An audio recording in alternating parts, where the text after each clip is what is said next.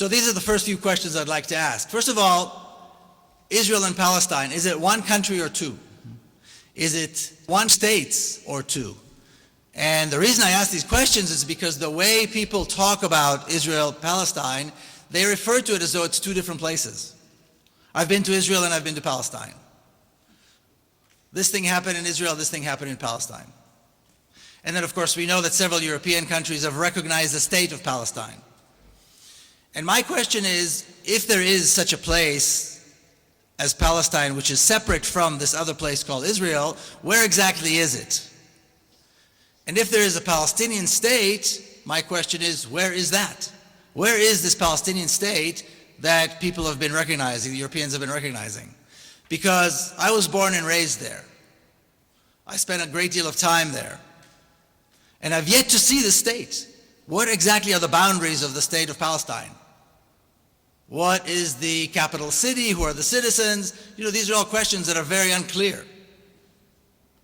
But we have this recognition, and we have ambassadors, and there's a president, and so forth. But does it really exist? And my argument is that, of course, it does not exist. Now, two more questions. We know that in Palestine there is what they call a conflict. And the choice of the word conflict is an interesting choice. Can you imagine if during the German occupation, people would have referred to the German occupation as the Dutch-German conflict? And Holland would be referred to as disputed territories, and not an occupation. Of course, this would enrage people. If somebody was to suggest today that what took place here was, that Holland was a disputed territory, and this was just a conflict, then I suspect this person will be thrown out of the room, and rightly so. So the way, the words that we choose to describe what is happening in Palestine are, I think, very important.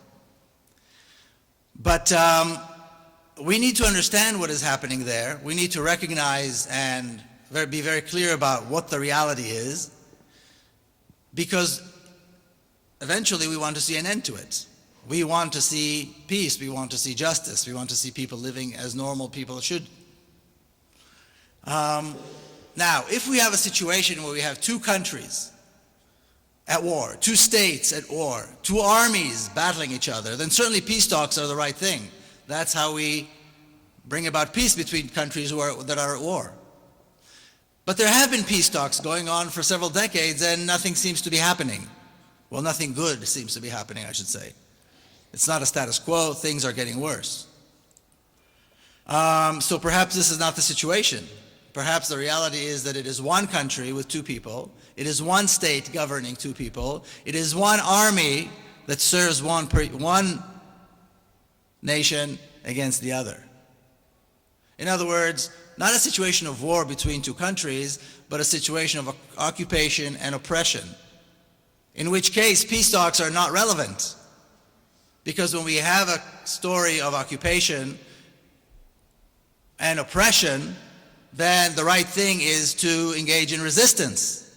But if we're not clear about what the reality is, if we just call it a conflict, if we call the area disputed, if we accept all of these terms, then we will never reach the right conclusion on how to end the violence and how to allow people eventually to live in peace and justice and liberty.